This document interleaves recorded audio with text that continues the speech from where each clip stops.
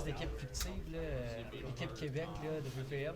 Il y avait une couple de gars des Canadiens là-dedans. Je sais pas ce que tu en pensais. Ah, ben, c'est sûr que ce serait le fun que ça arrive.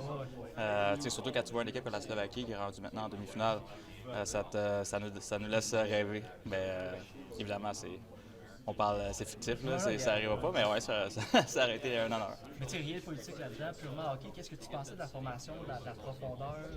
Ben, honnêtement, c'est tous des joueurs Ligue nationale. Je pensais qu'on avait une bonne équipe.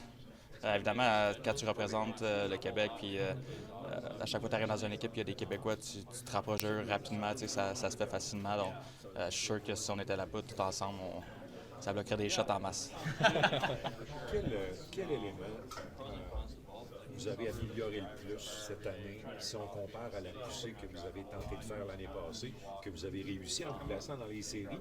Là, vous allez commencer ça, ces 25 derniers matchs-là, avec la cible dans le dos. C'est quoi l'élément que vous avez le plus amélioré depuis un an pour faire face à ça?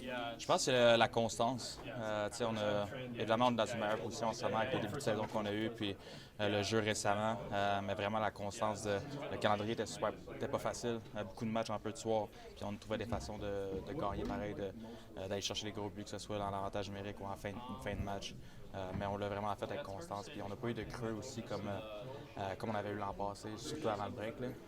Je pense que quand tu enlèves ça, on a eu des petits creux, là, on ne se le cachera pas, mais pas autant que l'an passé. Quand tu enlèves ça, ça te met dans une meilleure position. As-tu le sentiment que le regard des adversaires a peut-être un peu évolué aussi, dans le sens où l'an dernier, vous preniez peut-être certains adversaires par surprise, mais là, ils arrivent vraiment prêts à vous affronter aussi? Ah, définitivement. Quand tu arrives contre une équipe qui est jeune, qui est rapide, pas qu'il n'y a rien à perdre parce que maintenant on est rendu en haut du classement, mais qu'il y a beaucoup de talent comme ça, c'est jamais facile. Fait que je suis convaincu que les équipes nous affrontent d'une façon différente que l'an passé. L'an passé, on chassait, on voulait vraiment revenir en haut du classement, fait que c'était différent. Là, c'est complètement différent. Ouais.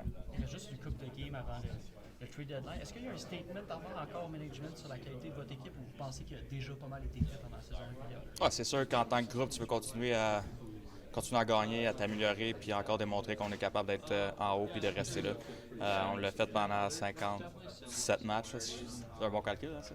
On l'a fait pendant 57 matchs, fait que c'est juste de continuer de le faire pendant les 25 dernières. Puis à travers, il y a le trade deadline. S'il y a une chose, c'est que vous êtes dans une position d'acheteur maintenant. C'est peut-être ça qui est différent avec les semaines qui nous amènent au trade deadline. Oui, bien, c'est en tant que groupe de joueurs, c'est ça que tu veux. Tu veux pas être de l'autre côté de la médaille que tu te demandes si on va vendre ou pas.